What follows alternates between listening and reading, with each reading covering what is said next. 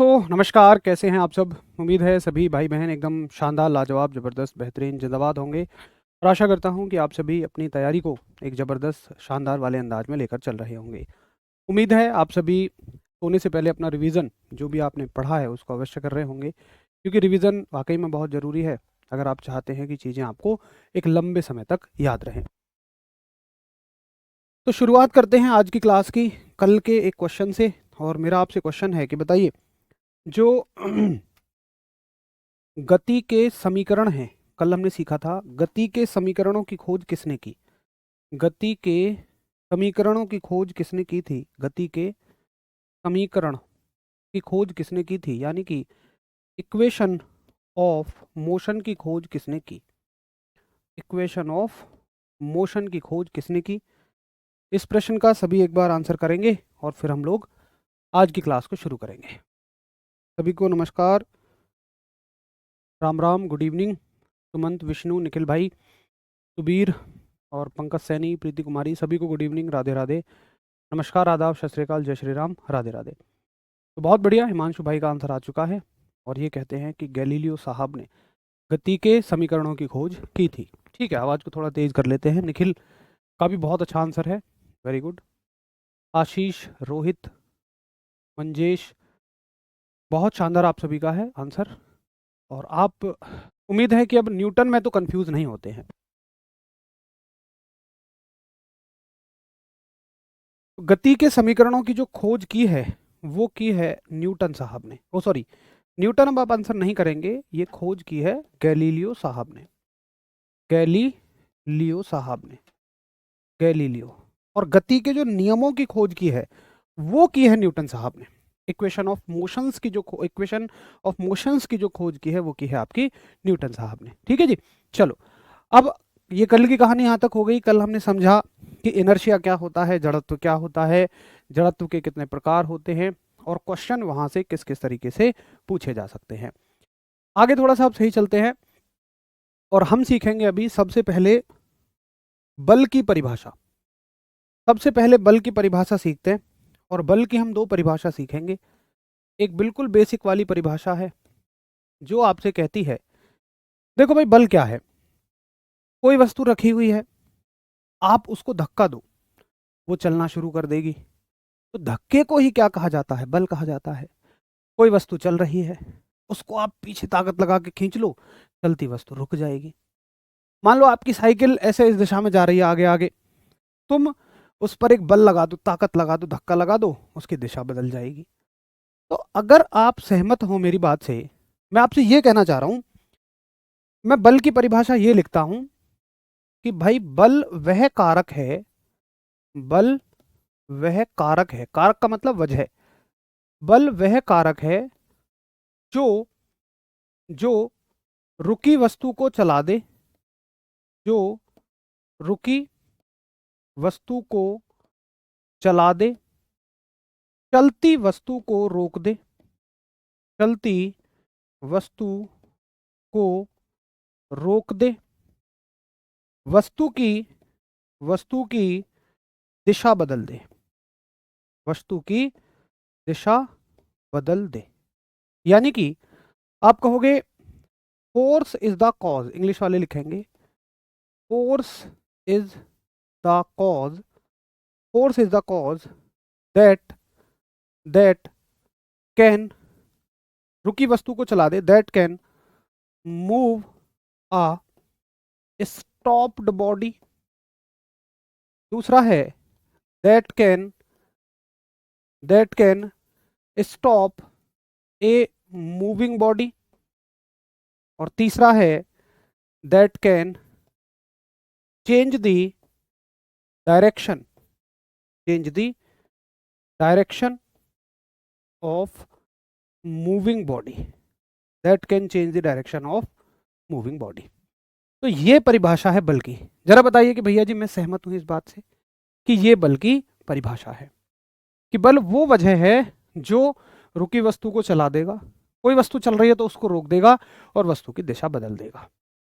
अच्छा, आप मुझे एक बात बताओ कि कल हमने जड़त्व में क्या पढ़ा था, इनर्शिया में क्या सीखा हमने, कि इनर्शिया क्या चाहता है? अगर कोई वस्तु रुकी है तो वो रुकी ही रहना चाहेगी, अगर कोई वस्तु चल रही है तो वो चलती ही रहना चाहेगी, और जिस दिशा में जा रही है उसी दिशा में रहना चाहेगी।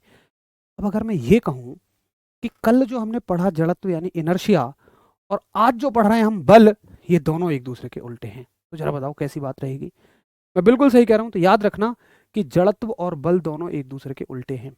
जड़त्व चाहता है वस्तु उसी स्थिति में रहे, लेकिन बल चाहेगा कि वस्तु की स्थिति बदल जाए। अब देखिए, बल और जड़त्व के आधार पर न्यूटन साहब ने गति का प्रथम नियम दिया। अब हम इस लायक बन चुके हैं कि हम प्रथम नियम को समझ लें। देखो भैया, प्रथम नियम को समझने के लिए बल की और जड़त्व की परिभाषा आपको अच्छे से आनी चाहिए। प्रिंस भाई मेरे, आवाज बिल्कुल प्रॉपर है, सभी बच्चों को सुनाई आ रही है, आप एक बार देख लीजिए। तो फर्स्ट लॉ ऑफ मोशन, गति का प्रथम नियम, फर्स्ट लॉ ऑफ मोशन। देखिए, गति का प्रथम नियम क्या कहलाता है, फर्स्ट लॉ ऑफ मोशन क्या कहलाता है। गति के प्रथम नियम में न्यूटन साहब क्या कहते हैं कि, बड़े ध्यान से एक बात को समझना, ये क्या कहते हैं कि कोई भी वस्तु अपनी स्थिति में तब तक रहेगी जब तक उस पर बाहर से बल ना लगे। भाई स्थिति का मतलब क्या है, अगर वो रुकी है तो वो रुकी ही रहेगी, अगर वो चल रही है तो वो चलती ही रहेगी, जिस दिशा में चल रही है उसी दिशा में चलती रहेगी जब तक उस पर बाहर से कोई फोर्स नहीं लगाओगे। तो क्या आप मेरी बात से सहमत हो? अगर न्यूटन साहब ये कहते हैं गति के प्रथम नियम में कि वस्तु अपनी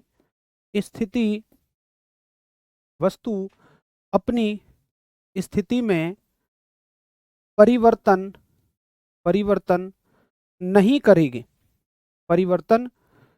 करेगी जब तक उस पर बाहर से कोई बल ना लगे, जब तक उस पर बाहर से कोई बल न लगे। यानी कि इंग्लिश में लिखेंगे, a body will remains in its position until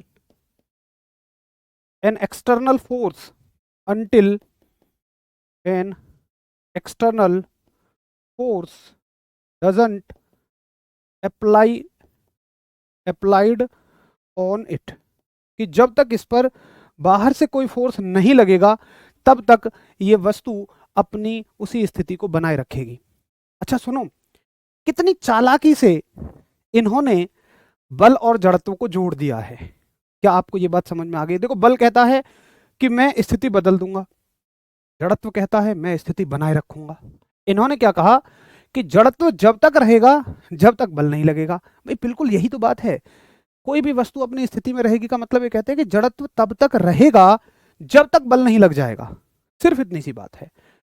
तो इसी के आधार पर इस नियम का अन्य नाम भी बनता है। गति के प्रथम नियम का अन्य जो नाम है, गति के प्रथम नियम का अदर नेम जो है, जो इसका अन्य नाम है, ये है जड़त्व का नियम। जड़त्व का नियम यानी कि लॉ ऑफ इनर्शिया, ये है इसका नाम, जड़त्व का नियम यानी कि लॉ ऑफ इनर्शिया। और सुनिए, एक सवाल आएगा कि बोलो बल की परिभाषा गति के कौन से नियम से मिलती है? तो आप कहेंगे भैया गति की परिभाषा, बल की परिभाषा, बल की परिभाषा इसी नियम से मिलती है। बल की परिभाषा इसी नियम से मिलती है, यानी कि definition of force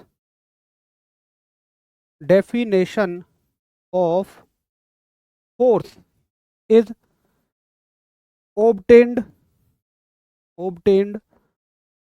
from this law। देखिए, ये परिभाषा आपसे पूछे या ना पूछे, ये पूछे या ना पूछे, लेकिन आपसे ये और ये तो 100% पूछा जाएगा। ये पूछे ना पूछे, लेकिन ये पूछेगा, ये पूछेगा, पूछेगा जड़त्व का नियम गति के किस नियम को कहा जाता है। आप कहेंगे भैया गति का नियम, जड़त्व का नियम गति के पहले नियम को कहा जाता है और बल की परिभाषा भी इसी नियम से मिलती है। शिवम मेरे भाई, आप ये बता दो कि किस पॉइंट पे दिक्कत है। अगर आप ये कहते हो कि भैया पूरा समझ नहीं आ रहा है, तो शायद ऐसा नहीं हो सकता, आप किसी पॉइंट को बता दो। बाकी बहुत बढ़िया, कृष्णा कुमार को समझ में आ गया, वेरी गुड। प्रिंस धाकड़ को क्लियर है, एकदम शानदार। धर्मेंद्र यादव भाई क्लास तो बिल्कुल चल रही है, शायद आपके एप्लीकेशन में कोई दिक्कत है। आज ना थोड़ा सा एप्लीकेशन में सुबह से इशू है, शायद कुछ बच्चों को क्लास ना दिख रही हो या किसी की क्लास बैक हो रही हो, तो मैं माफ़ी चाहूँगा और आप इस क्लास को फिर बाद में रिकॉर्डेड मोड में देख लेना। बाकी आवाज़ वगैरह तो प्रॉपर है। तो बताएंगे एक बार कि यहाँ से मुझे ये समझ में आ गया कि गति के पहले नियम को ही जड़त्व का नियम कहा जाता है, यानी कि law of inertia, law first law of motion को ही कहा जाता है। साथ ही हमें बल की जो परिभाषा है, डेफिनेशन ऑफ फोर्स जो है वो इसी नियम से मिलती है। ठीक है भैया, तो अगर सबको समझ में आ गया हो तो सहमति दें, फिर हम आगे बढ़ें। किस पॉइंट पे नहीं समझ में आया वो मुझे बताओ। जड़त्व का नियम, देखिए ये जो नियम है ना, ये जड़त्व में और बल में थोड़ा संबंध देता है, तो इसलिए इसको जड़त्व का नियम भी कहा जाता है। इस बात को सीधा सीधा हम याद रखेंगे, पेपर में सवाल आएगा कि निम्न में से जड़त्व का नियम गति के किस नियम को कहा जाता है, पहला नियम, दूसरा नियम या तीसरा नियम। तो आप आंसर करेंगे जी पहले नियम को कहा जाता है। देखो कौशल की तरह डाउट पूछो, कौशल ने स्पेशली बोला जी सेकंड पॉइंट बताओ, सेकंड पॉइंट बता दिया, इस तरीके से बोलो आप। चलिए अनीता बहुत शानदार, समझ में आ गया, वेरी गुड। शिवम बहुत बढ़िया, लॉ ऑफ इनर्शिया। ठीक है भैया जी। अच्छा अब देखो, आपसे पूछेगा कि जो गति का, अच्छा आपसे सवाल पूछेगा, एक क्वेश्चन बनाता हूं मैं, बताइएगा। आपसे सवाल पूछेगा कि जड़त्व का नियम, जड़त्व का नियम किस वैज्ञानिक ने दिया। एक सवाल ये आएगा। देखो एक तो होते हैं डायरेक्ट सवाल, डायरेक्ट सवाल तो ये हैं, यहां से डायरेक्ट सवाल बनेगा ये कि जड़त्व का नियम किसे कहा जाता है। आपसे बोलेगा कि बल की परिभाषा किससे मिलती है, तो आप कह दो कि भैया पहले नियम से मिलती है, डायरेक्ट सवाल है। एक सवाल होते हैं थोड़ा घूम के जो बनते हैं, तो घूम के बनने वाले सवाल है जड़त्व का नियम किस वैज्ञानिक ने दिया। ठीक है, who gave, who gave the law of inertia, who gave the law of inertia, कि भैया जड़त्व का नियम किस वैज्ञानिक ने दिया, who gave the law of inertia. तो आप कहेंगे ऑप्शंस हैं आपके सामने, न्यूटन है, ऑप्शन है न्यूटन जी, बी ऑप्शन है गैलीलियो जी, सी ऑप्शन है आइंस्टीन जी, आइंस्टीन, और डी ऑप्शन है मैक्स प्लैंक, ये भी एक साइंटिस्ट है। जरा बताओ भैया इस प्रश्न का आंसर आप क्या करेंगे। अभी इसका आंसर करिए और फिर हम देखते हैं कि आप में से कितने सही हैं कितने गलत हैं।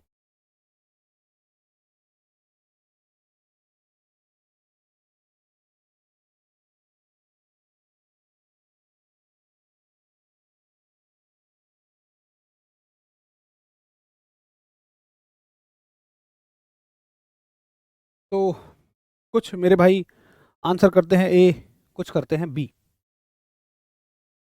जैसे शुभम बी कर रहे हैं, Shivam Verma B answer option कर रहे हैं, और मंजेश कुमार सिंह भी बी आंसर ऑप्शन कर रहे हैं, संजय कुमार, संजय साहू, मोहित कुमार, सचिन शर्मा, आकाश, कुछ ए कर रहे हैं कुछ बी कर रहे हैं। अच्छा मुझे बताओ कि बी आंसर ऑप्शन करने वाले कहीं ये तो नहीं सोच रहे कि ये क्वेश्चन ये है।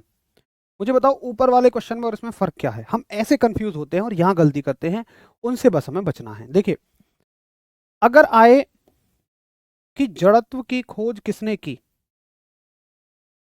जड़त्व की खोज किसने की, किसने की, यानी कि हु, मैं बड़ा बड़ा लिखता हूं थोड़ा, who invented word inertia, who invented word inertia. तो देखो भैया, यहां पे ये हमसे जड़त्व का नियम पूछ रहा है, और जड़त्व का जो नियम है वो किसे कहा जाता है भाई? वो तो गति के प्रथम नियम को कहा जाता है, गति के प्रथम नियम को, यानी कि फर्स्ट लॉ ऑफ इनर्शिया को। बोलो सही कह रहा हूं? और गति के तो तीनों ही नियम किसने दिए हैं भाई? वो तो न्यूटन जी ने दिए हैं, तो इसका आंसर तो न्यूटन ही रहेगा। अगर शब्द पूछा जाए कि भाई शब्द जड़त्व की खोज किसने की है, खाली शब्द जड़त्व की खोज, जड़त्व का नियम नहीं, जड़त्व का नियम तो गति का नियम है और गति के नियम तो न्यूटन जी ने दिए हैं। अगर खाली शब्द जड़त्व की बात हो तो फिर इसका आंसर आप जरूर गैलीलियो करना। यहां बहुत कंफ्यूजन होता है सभी भाई बहनों को, और देखिए बहुत बार एग्जाम में सवाल आता है, सब गलत करके आ जाते हैं।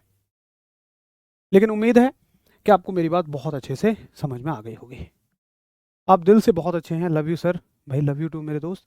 और मैं तो मानता हूं कि अगर एक कोई भी अध्यापक होकर या किसी प्लेटफॉर्म पे कुछ सिखाने के उद्देश्य से खड़े होकर दिल से अच्छा नहीं है, तो फिर क्या ही फायदा है उसके पढ़ाने का भी। वो तो होना पड़ता है, वो तो एक क्वालिटी आपको रखनी ही पड़ेगी, उसमें कोई ऑप्शन ही नहीं है। तो जरा बताएंगे कि हाँ भैया मुझे समझ में आ गई आपकी बात। अगर जड़त्व का नियम पूछेगा तो मैं समझ जाऊंगा कि भैया तो गति का प्रथम नियम है, और गति के नियमों में देखिए क्लैरिटी के साथ पढ़ो, गति के नियमों में गैलीलियो का कोई रोल नहीं है। गति के समीकरण गैलीलियो जी ने दिए, जड़त्व शब्द गैलीलियो जी ने दिया, लेकिन गति के जो नियम हैं, लॉज ऑफ मोशन है, वो तो भैया सारे के सारे न्यूटन जी ने दिए। अब जड़त्व का नियम, जड़त्व के नियम का मतलब जड़त्व शब्द की बात नहीं है, जड़त्व के नियम का मतलब है गति का पहला नियम, और वो न्यूटन साहब ने दिया है। जरा भैया एक बार बताएंगे कि हाँ हमें समझ में आ गया। महेंद्र भाई राम राम दोस्त, राम राम जी। एक बार सभी बताएंगे कि ठीक है, मेरी समझ में आपकी बात आ गई, फिर हम आगे बढ़ जाएंगे। भाई शिवम लगभग 20 क्लास लग जाएंगी, फिजिक्स खत्म होने में 20 क्लास, और आप मानिए 25 दिन लगभग मान लीजिए, क्योंकि संडे भी बीच में रहेगा। चलो सत्यम तिवारी को बहुत अच्छा समझ में आया, वेरी गुड, बहुत शानदार। तो सभी को लगभग समझ में आ गया, सबका ओके ओके का मैसेज आ चुका है।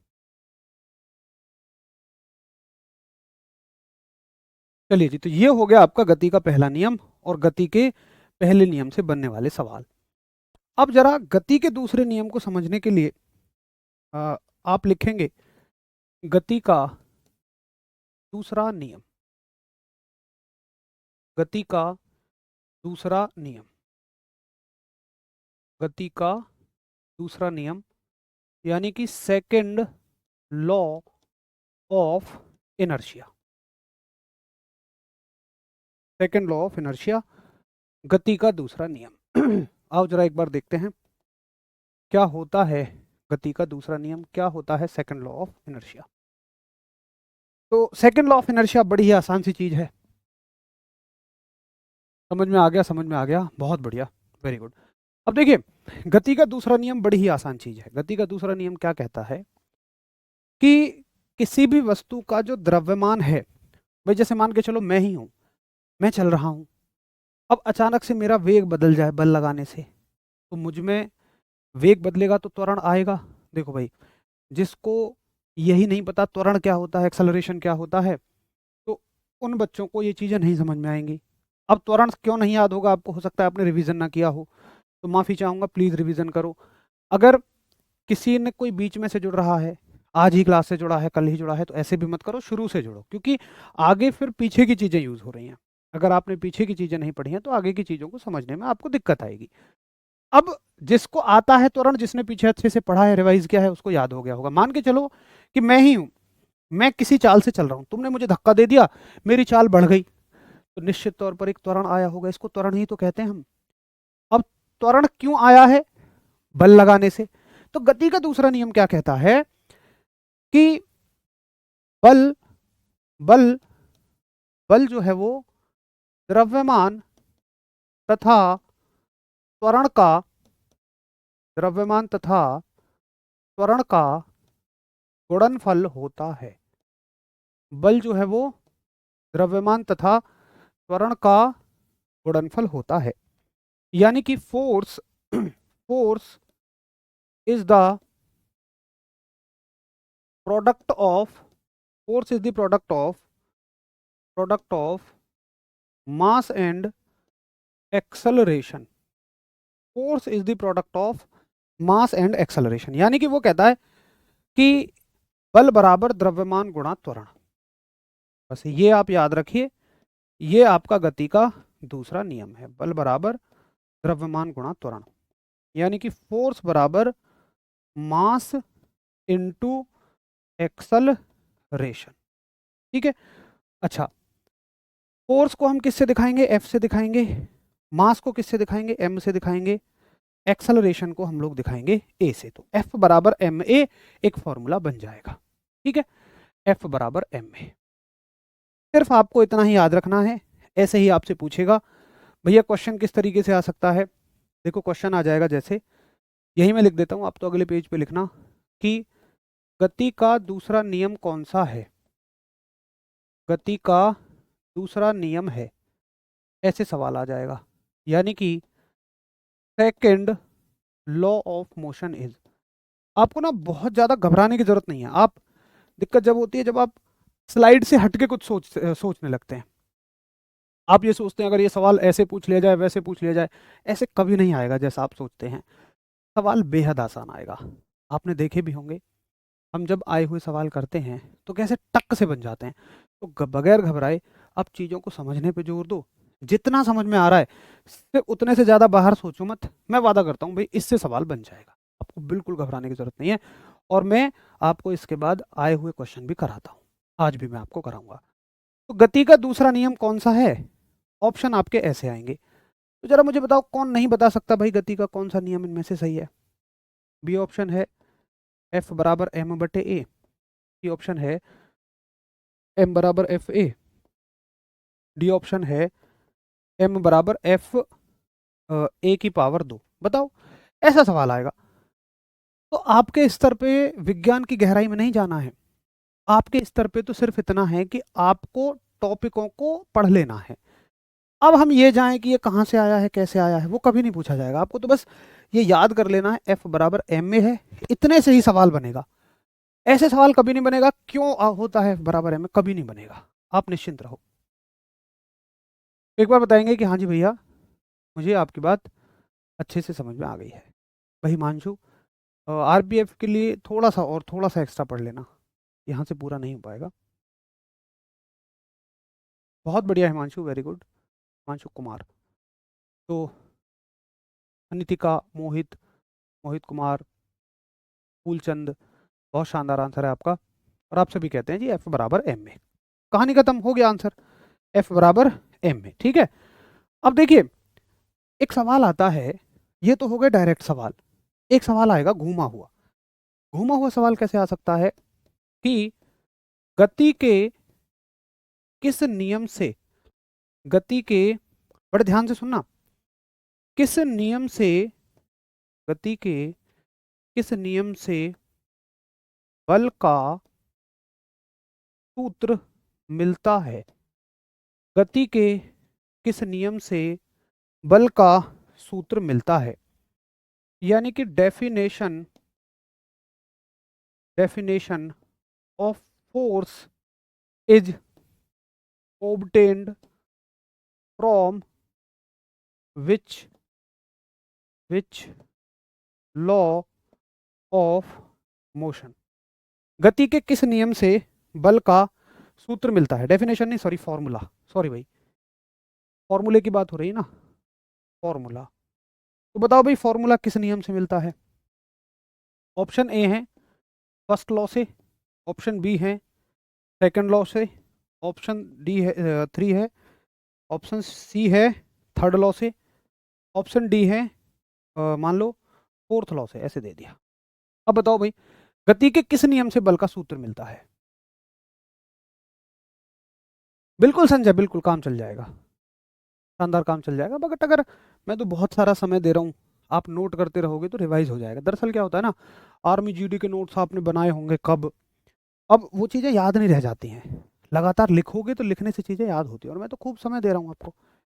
चलो बहुत बढ़िया, आपने बात को पकड़ लिया। और आप सभी कह रहे हैं कि देखो बल का जो सूत्र है ना, F बराबर m में, ये हमें दूसरे नियम से मिलता है, लेकिन ये भी याद रखना कि परिभाषा जो है वो पहले नियम से मिलती है। परिभाषा पहले नियम से, सूत्र दूसरे नियम से। आप देख भी रहे होंगे कि मैं पूरी कोशिश कर रहा हूँ आपको दोनों तरह के प्रश्न कराने की, जो सीधे आते हैं और जो थोड़े घुमा के पूछे जाते हैं। तो सिर्फ आप इतना भी कर लेना, आपको ये चीज़ें याद हो गई, आपने याद कर लिया कि भाई परिभाषा पहले नियम से, सूत्र दूसरे नियम से, तो आपका काम हो गया। इतने से ज़्यादा गहराई में हमें जाना ही नहीं है। चलो बहुत बढ़िया, ये बात भी आपको समझ में आ गई। अब पढ़ लेते हैं गति का। अच्छा, यहाँ से हमें ना बल का सूत्र मिलता है। एक भाई मुझसे पूछता है जी बल का मात्रक बताओ, तो आप इसी के आगे हेडिंग डाल लेना, बल का मात्रक, यानी कि यूनिट ऑफ फोर्स।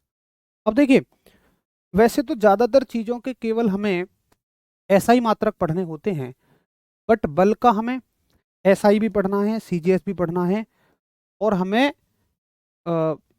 एमकेएस भी पढ़ना है। बल के तीनों मात्रक पढ़ने हैं।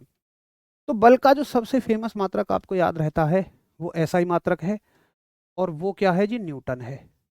ठीक है। अगर बल का आपसे पूछ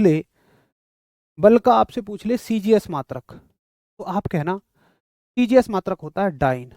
अब देखो ये तो याद ही रखना है, इसमें आप ये कहें समझ नहीं आया तो ये समझना भी नहीं है। भाई जैसे आपको अपने किसी को बताया कि भाई मुझे नहीं पता एग्जैक्टली, मैं तो ऐसे ही बोल रहा हूँ, बाबर सन 1950 में मरा। अब तुम कहो जी समझ नहीं आया, भैया उसमें क्या समझने की बात है, वो तो याद रखना है, मर गया 1950 में। तो ऐसे ही आपको याद रखना है कि एसआई मात्रक न्यूटन होता है, सीजीएस मात्रक डाइन होता है। ये सब नाम कहाँ से हैं, वैज्ञानिकों के नाम पे ये नाम है। ठीक है जी। अच्छा, आपसे एक प्रश्न अवश्य ही पूछा जाएगा, और यह प्रश्न होगा कि बताइए एक न्यूटन में कितने डाइन। तो आप कह देना एक न्यूटन में 10 की घात 5 डाइन होते हैं। एक न्यूटन में 10 की पावर 5 डाइन होते हैं। एक न्यूटन में कितने डाइन, तो आप कहेंगे एक न्यूटन में 10 की पावर 5 डाइन होते हैं। उम्मीद है कि आपको मेरी बात बहुत बढ़िया तरीके से समझ में आ गई होगी। बहुत बढ़िया संजय, वेरी गुड। मैंने आपको बता दिया नोट से काम चल जाएगा आर्मी जीडी से भी, लेकिन अब दोबारा नोट्स बना लेंगे तो आपका रिवीजन होता रहेगा।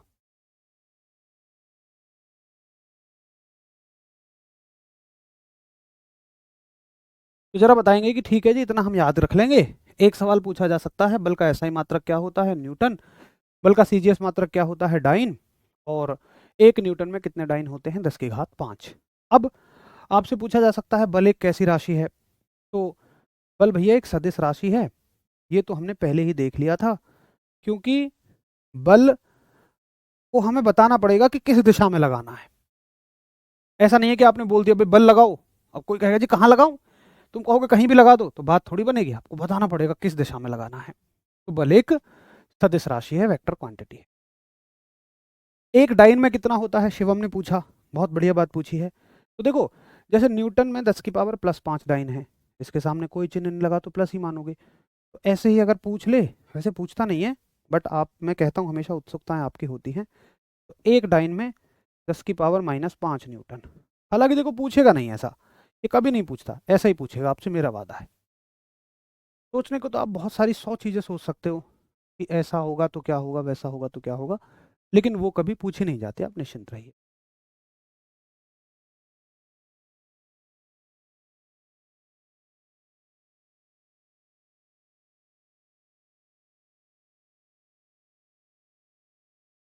चलो जी बहुत बढ़िया, सभी को समझ में आ गया। फूलचंद्र बल सदिश राशि है, अदिश नहीं है बच्चे, सदिश है। प्रीति कुमारी बहुत शानदार। अब चलते हैं थोड़ा आगे। ये हो गया गति के दूसरे नियम और उससे संबंधित कुछ प्रश्न, कुछ मात्रक। अब चलते हैं गति के तीसरे नियम पे, और सबसे ज्यादा आसान नियम हमारे लिए वही है, जिसको हम बोलते हैं गति का तीसरा नियम। गति का तीसरा नियम, यानी कि थर्ड लॉ ऑफ मोशन। गति का तीसरा नियम, थर्ड लॉ ऑफ मोशन। आओ जरा एक बार देख लेते हैं कि क्या होता है गति का तीसरा नियम, थर्ड लॉ ऑफ मोशन क्या होता है।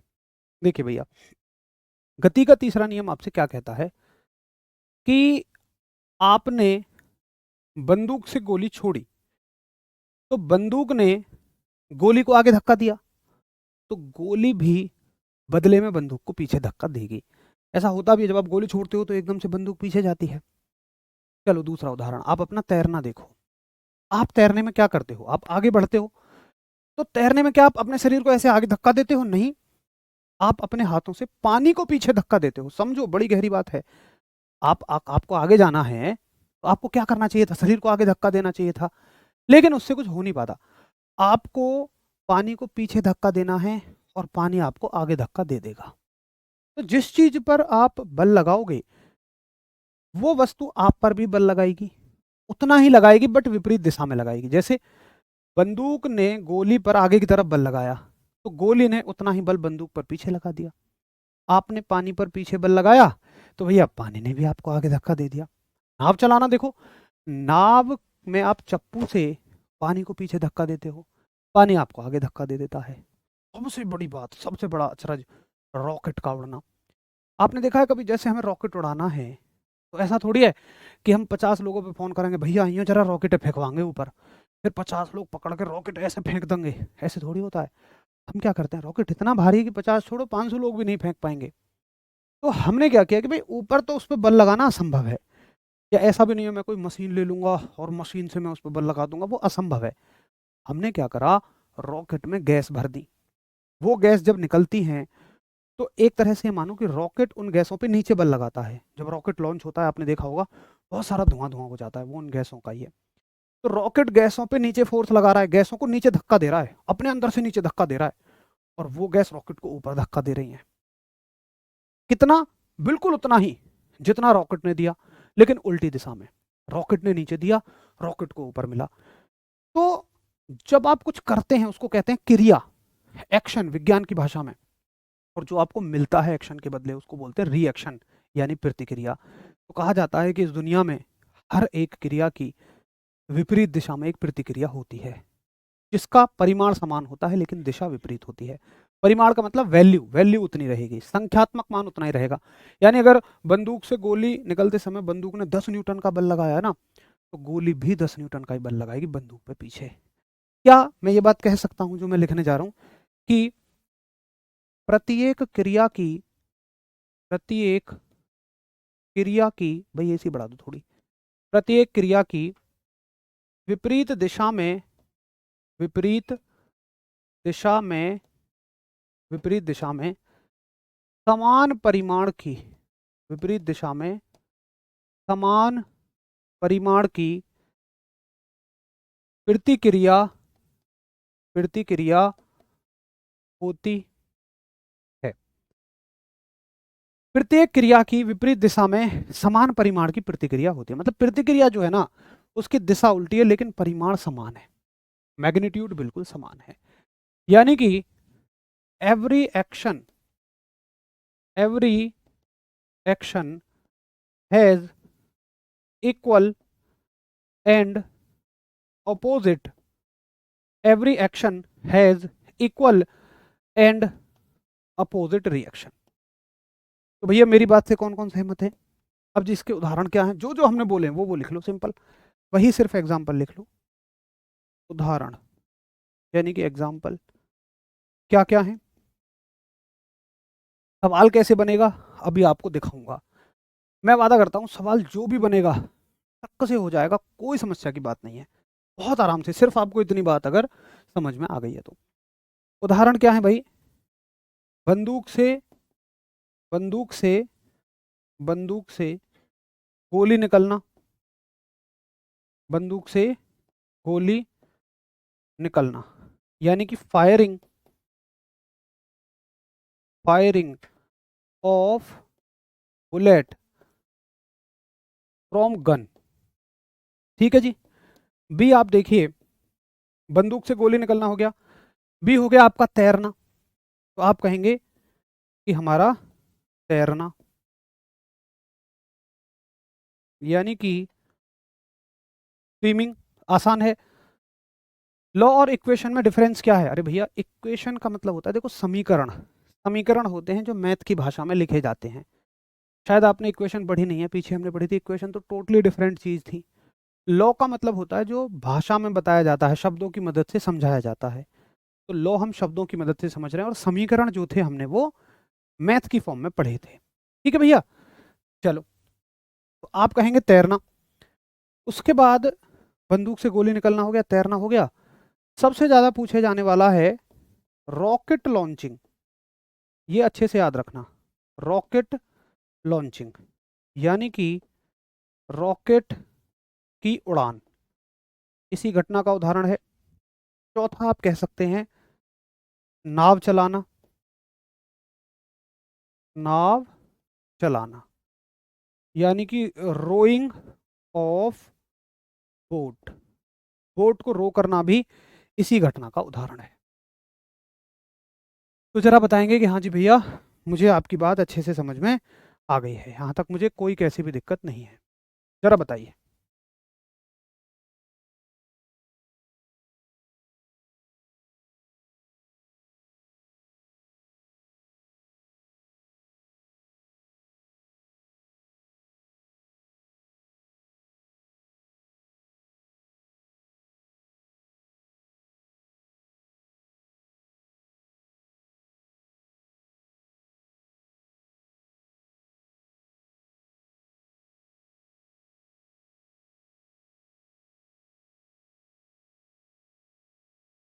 चलो, बहुत बढ़िया, और सबको बहुत अच्छे से ये बात समझ में आ गई है।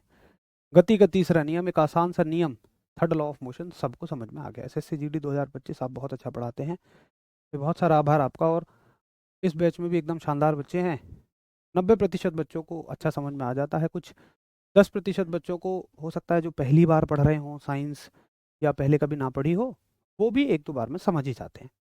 अभी एकदम बढ़िया बच्चे हैं। राजस्थान की धरती से भाई सादर प्रणाम आपको।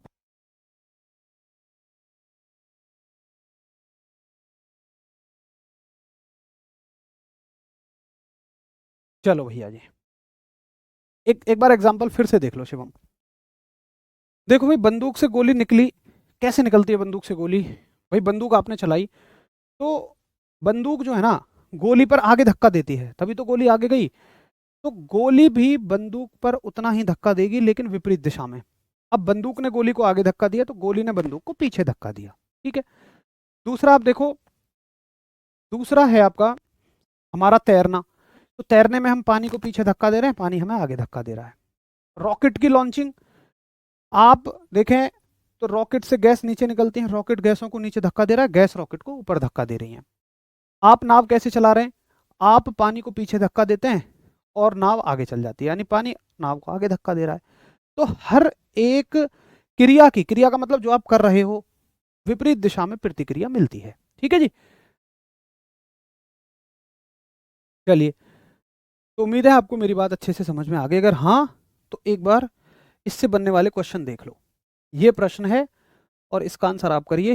एसएससी जीडी 4 मार्च 2019 शिफ्ट 2 की परीक्षा में आया हुआ। और सवाल आपसे कहता है, गति का कौन सा नियम कहता है कि जब एक पदार्थ दूसरे पदार्थ पर जोर लगाता है, तो दूसरा पदार्थ तुरंत पहले पर वापस बल लगाता है? शायद हमने अभी अभी पढ़ा है, और आप सब बताओ कि हाँ भैया, ये बात है।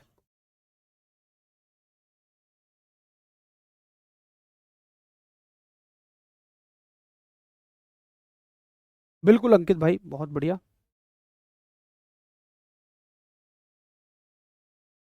करिए इसका सभी लोग आंसर।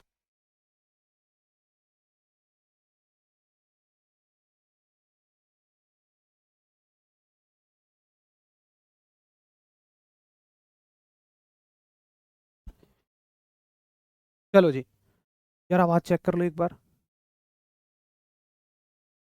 एक बार ये मनमोहन सिंह भैया का वो दे दो। प्रिंस, मैं पहली बार फिजिक्स पढ़ रहा हूँ, बहुत अच्छे से समझ में आ रहा है। चलो बहुत बढ़िया भाई। अब माइक वाइक चेक कर लो, बच्चों को आवाज़ क्यों धीमी जा रही है। देखो अंकिता भी यही कह रहे हैं, एक आधा बच्चा कहे तो ठीक भी है, दो तीन बच्चे कह रहे हैं। चलो, तो आपका आंसर बिल्कुल ठीक है कि भैया गति का तीसरा नियम। अब देखो, आप सोचो ना कि क्या ऐसे प्रश्नों के आंसर नहीं कर पाओगे? कर लोगे। जितना हम पढ़ रहे हैं उतने से ऐसे प्रश्नों के आंसर हो जाएंगे, बिल्कुल हो जाएंगे। आपको ऐसा लगता हो कि एसएससी जीडी में सवाल आ गया है, इसलिए मैंने उसे थ्योरी में शामिल कर लिया है। तो एक काम करो, आप मेरी आरपीएफ की क्लास उठा के देखो, मैंने तो वहाँ भी करवाया है ये। आप देखो एसएससी जीडी की पिछली क्लास मैंने वहाँ भी ये करवाया था। तो ऐसा नहीं है कि क्वेश्चन के हिसाब से हम अपनी थ्योरी डिज़ाइन कर रहे हैं। थ्योरी तो हमारी है, उतनी ही है, ऐसी ही है, बस वो अपडेटेड है। तो मैं वादा करता हूँ कि जितना हम पढ़ रहे हैं ना, उससे आने वाले एग्जाम्स में क्वेश्चन हुए हैं और आगे भी होते रहेंगे। आप ज़्यादा मत सोचा करो, ज़्यादा ये मत सोचा करो जी ये क्यों, ये कहाँ से कैसे आया, हमें तो समझ नहीं आया। उन 10% बच्चों की बात कह रहा हूँ मैं, जिनको चीज़ें समझ में नहीं आती हैं, जो ये बोलते हैं एक बार में समझ में नहीं आती हैं, वो बस ज़्यादा दिमाग मत दौड़ाया करो। जितना स्लाइड पे लिखा है उतने को याद कर लिया करो, आपसे अच्छे उससे सवाल बन जाएंगे। ठीक है यार, आवाज़ हमारे फ़ोन में तो ठीक आ रही है। एक बार आप अपना फ़ोन चेक कर लो भाई, देखो एक बार, दिखाना। देखो ये हमारे हरीश के फ़ोन में चल रहा है, पढ़ाया करो। इतना स्लाइड पे लिखा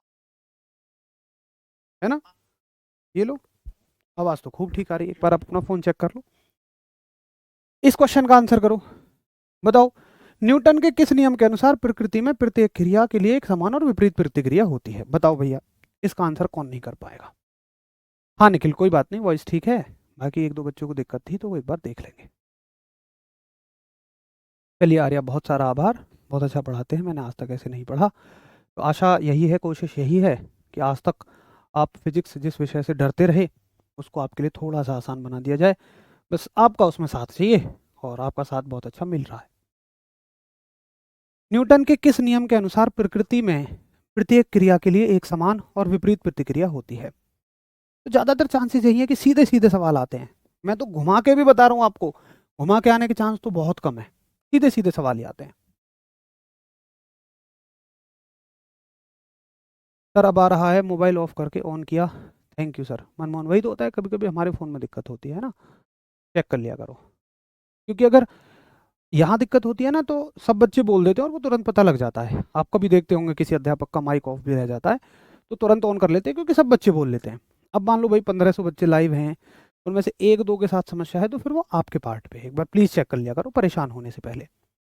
क्योंकि आप पूछते रहते हो कि भाई आवाज़ नहीं आ रही, आवाज़ नहीं आ रही, कई बार हमारे पास कमेंट भी नहीं आता, फिर आप परेशान होते हो। तो अपना फ़ोन चेक कर लिया करो, अगर सब बच्चे ऐसा नहीं बोल रहे हैं तो। बताओ भैया, इसका कौन आंसर नहीं कर पाएगा? तो हर बच्चे ने कह दिया कि ये क्रिया प्रतिक्रिया की बात होगी तो ये किसके साथ होगी? तीसरे नियम के साथ होगी। लो भाई, हो गया। तो सच में ही आपको लगता है जब हम पढ़ रहे होते हैं, मैं कहता हूँ कि इसी में से हो जाएगा, क्यों जी इतना आसान आता है? इतना ही आसान आता है। साइंस आपके यहाँ टॉप लेवल नहीं आती है, नॉर्मल सी है, सिर्फ आप सीख लो, याद कर लो। पता है चैलेंज इसको सीखना नहीं है, चैलेंज है इसको याद करना। अभी तो आपको आसान लग रहा है, एग्जाम तक हो सकता है आप ये बात भूल जाओ अगर आपने रिवाइज नहीं करी तो चैलेंज कभी ये है ही नहीं कि आपको समझ में नहीं आए।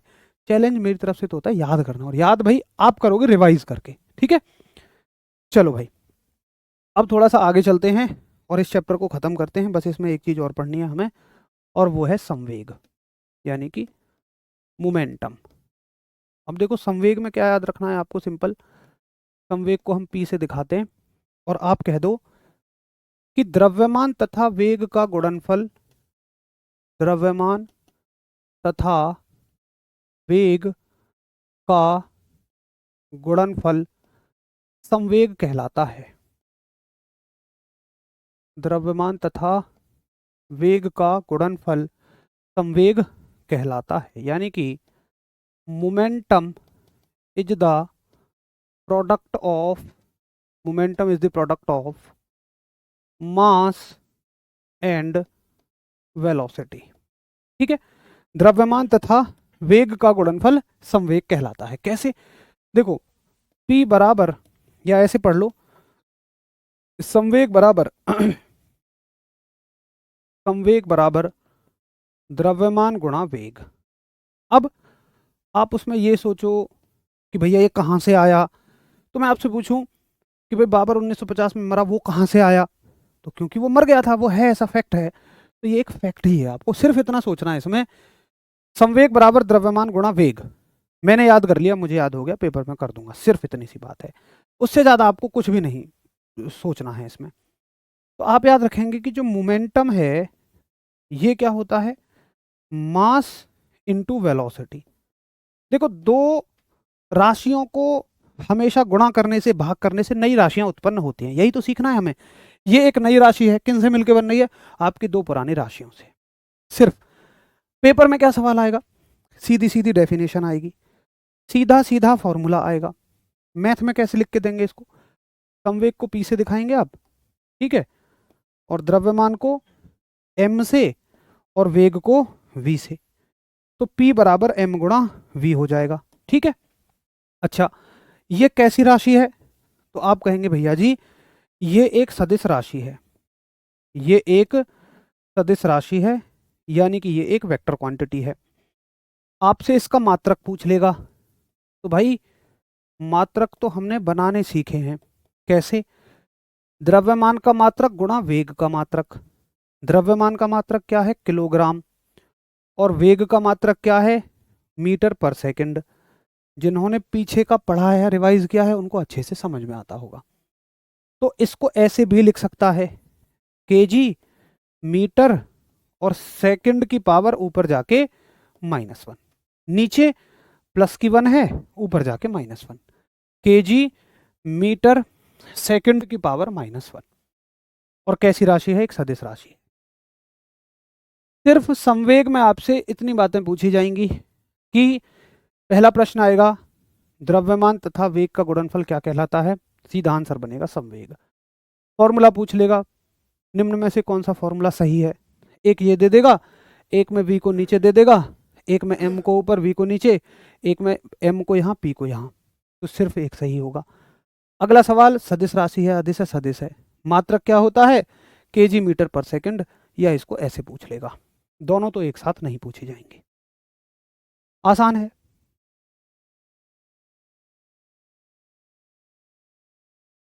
जरा बताएंगे कि ठीक है मैं इनको चीज़ों को डायरेक्ट याद कर लूँगा, मुझे कुछ भी इसमें ज़्यादा गहराई में जाने की या डरने की आवश्यकता नहीं है, जितना स्लाइड पे लिखा है इतना मैं याद कर लूँगा और सीधा क्वेश्चन इसी से आएगा अगर आया तो। हालांकि गति के नियमों में सिर्फ 2 ही क्वेश्चन आए हैं जो मैं आपको पीछे करा दिए। रेशम यादव एयरफोर्स एक्स ग्रुप के लिए क्लास ले सकते हैं, बिल्कुल भी नहीं। एयरफोर्स एक्स ग्रुप का लेवल तो बहुत अच्छा आता है साइंस का, उसके लिए आप इस क्लास को नहीं ले सकते हैं।